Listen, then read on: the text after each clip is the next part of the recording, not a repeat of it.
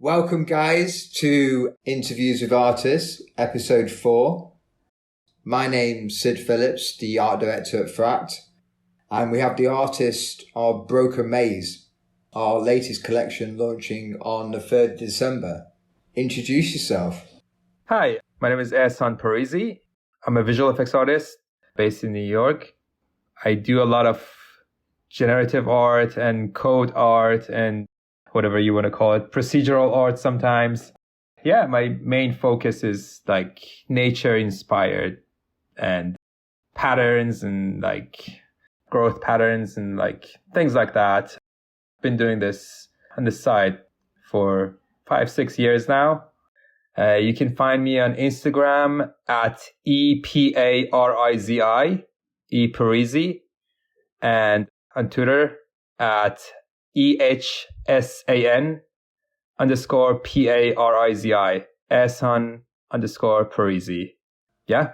Brilliant. Okay, well, let's get started. So, are you self-taught or were you educated? So the thing is, when you do visual effects, you see a lot of patterns in your work that are cool stuff, but are used to make other stuff. Like when you're making an explosion, there are like 3D fields that are used to simulate the explosion, right? And they alone look really cool if you just keep that element and use it to make some other stuff from that. Like you get one element of explosion and you create something new from that. So that's how it started, basically. Like I just saw stuff that I thought, oh, this looks really cool. I wonder if I can like make something with this. And it initially was just a hobby, like just trying to make something pretty, really. Yeah. No agenda, like just having fun with it. I guess, yeah, you can say like self-taught. People ask me like, how do you make these like generative art? Like I get this question a lot. Like they ask me to give them like some like references or like tutorials and stuff like that, or ask me to make one. And I'm like, I really don't know where to start because I don't remember where it started. Like it was just very, very organic. It just happened. So yeah. I have a few resources that I like when people ask me, usually I give them like a few resources to start. But for me, it came from like my professional work that like I was doing professionally, like in my day job, basically. I created something from that. So your day job, is that what you've done since the start? Is that the industry you entered into? Initially, I studied industrial engineering, so I have a little bit of background. I understand a little bit of math and physics and stuff like that. But then I studied animation visual effects and like I worked as an engineer for less than a year and I've been working as a visual effects artist for more than 10 years now. Yeah. So, yeah. So then the hobby starts and you're kind of just like trying to make things that inspire you. Yeah. From nature, seeing what kind of identity you have. When did it start to turn into something that you thought, oh, well, people are liking this? I think it was 2015. I was working at the Mill, New York, and I started like sharing on Instagram, really, like things that I thought looked cool and got like much better feedback than I expected. I didn't have like many followers, maybe, I don't know, just friends and family, really. And some of them like were shared by like some popular pages and stuff like that. And yeah, that's when I like started like doing it more often. And I thought, okay, maybe like there's something in it that other people like it too. And I kind of stopped after a couple of years because I changed my job and like I didn't really have that much time. Like I changed the studio that I was working for. Didn't have that much time. Like logistically, it was kind of impossible to do both work. And kind of stopped, but then started again like a couple of years after that. And when I say I stopped, I was like maybe posting something once a week, and you kind of lose your audience when you stop like posting every day, especially for like smaller accounts. Like at that point when I stopped, I think I had 4,000 or 5,000 followers. Okay. So it wasn't a big account or anything. It still isn't like, but yeah, it also, people think generative art is like super easy because you just create something and you write a code and you make like thousands of pieces. But the thing is, you make like 1,000 things that look terrible or like doesn't work out or like you don't like it. Sometimes there are things that I don't like and some other people like it. Like it happened many times that I shared something that was, this looks terrible, but whatever. I share, see what happens. And like, they get a lot of attention. And it's the opposite is true too. Like sometimes I make something that I think, this looks amazing and nobody likes it. Because obviously the person making the gen art is the artist, and then the computer's like the tool. Yeah. And then for people making gen art, there's another process where, if you look at the traditional world of art, once they've put their art out there, as in paintbrush to canvas, that's kind of it, and then they'll judge it.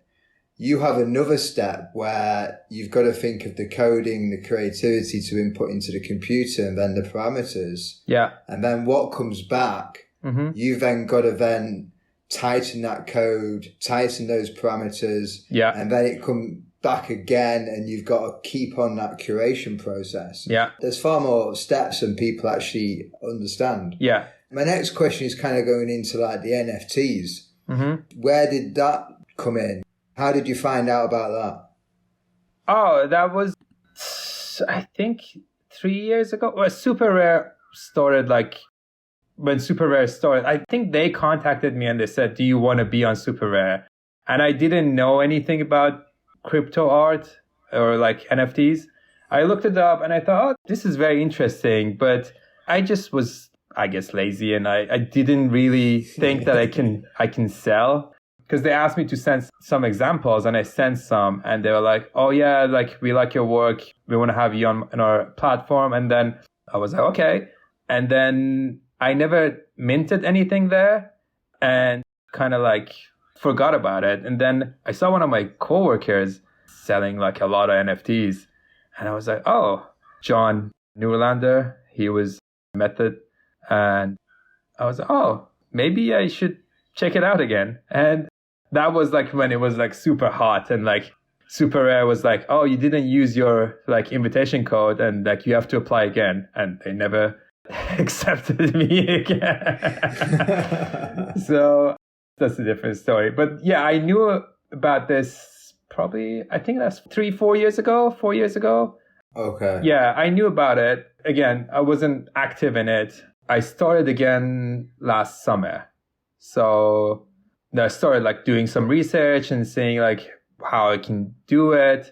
And yeah, I think it's more than a year now that I've been like kind of from not super close, but like just following it. I found the concept super interesting. Obviously there are problems, like especially with the traditional one, the Ethereum ones, like the whole like gas price and like failed transactions and stuff like that. There are things that you sold. Yeah. Get yourself over to Solana. Obviously, yeah, there are options now to like do NFT out of Ethereum. Yeah. So that's good. Yeah. So then let's focus on the release for the third. I think you came up with the names, didn't you? Broken Maze. Yeah. You'd already had it on your Twitter. Yeah. I had a couple of different names for it, but I think Broken Maze describes the collection better than other names that I had. Yeah. Yeah, I agree. I think Broken Maze is a really good name for it. So tell me where that concept came from. Was it just through like messing around with the computer, or was it more of Yeah, that was for a job that I was working on at Method. To be honest, it was either I was trying to make a procedural map. Oh, right. Wow. Like a 2D map or like a fingerprint. I don't remember which one, but it started with that. And then it evolved a lot. Like what I have now doesn't look anything like what started with, but it started with that. And then, yeah, I just played around with it and just tried to see, because the cool thing about that was that with changing just a couple of parameters, you get like very different results. yeah, it started with the real job and then became like the side project. And so you talk about like you change different parameters. Mm-hmm. For this one in particular, the collection has common, uncommon, and rare.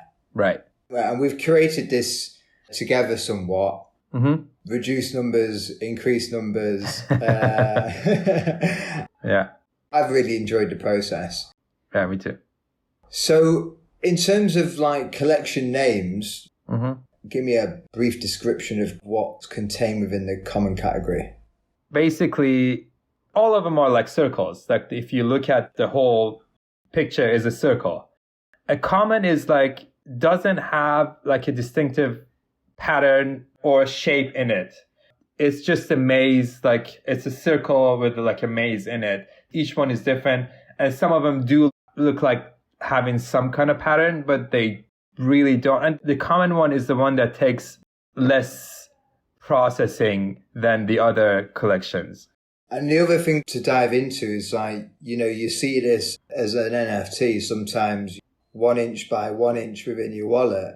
Mm-hmm. But like, when you really zoom into these, there is some amazing detail. So, the common, I hate using that name, Mm-hmm. but as you see it, and you've got one sense of it from like, from a standpoint, and then as you zoom in and in, Mm-hmm. the detail, it's a very, very detailed piece. Yeah, these are all detailed. They're all like 2000 by 2000 pixel renders. So it's a decent size file. For printing, you might need a little bit bigger. But I think if you don't want to print anything massive, it still holds up probably fine. Oh, yeah. Personally, when I was doing these for myself, I did a few of these like 4000 by 4000. So it's even more than 4K. And you could zoom in even more. Some of them are like really, really detailed, but not all of them. Some of them are like a little bit less. Some of them are more. But yeah, I agree that the common collection in terms of details is probably same amount of detail as others. Yeah. Like the uncommon one, they all have like more distinctive like patterns. Like if you just look at it from far, like with the small like icon, you can still tell which one it is.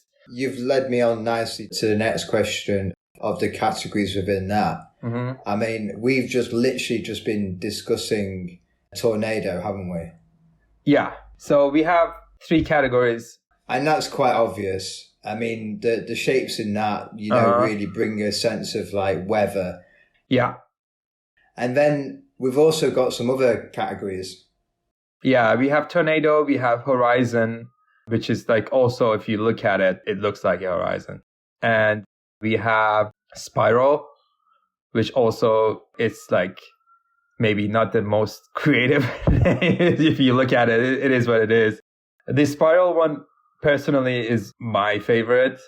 Right, okay. Yeah. Cool. In terms of shape, like I like the shape of those. But at the same time, like if I want to select one collection, I would say spiral. Overall, the shape of it is the best. But also some of the rare ones are like my absolute favorite. Like if I want to pick one individual one, I would probably pick one of the rare ones.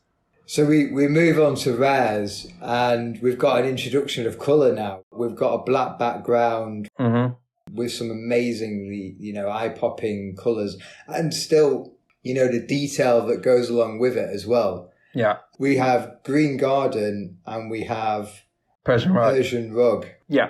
So tell me a little bit about the colour palette used there.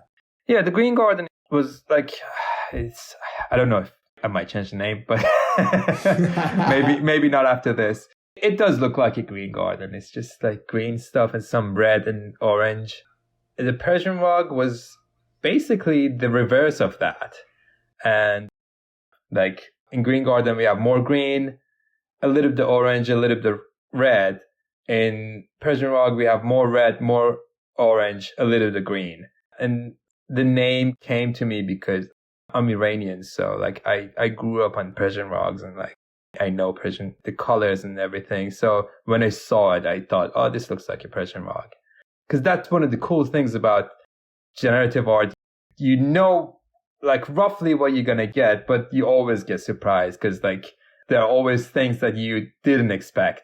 So I knew the colors are going to be these, but I didn't know the combination of colors with this pattern is going to look kind of like a Persian rug. But to me, it does. I know, I agree. To me, it does as well. Mm-hmm. I've sat on a few of them myself. So release on the 3rd of December via Fract. Yeah. It's called Broken Maze. Thank you very much for joining me. Thank you. Thank you for having me.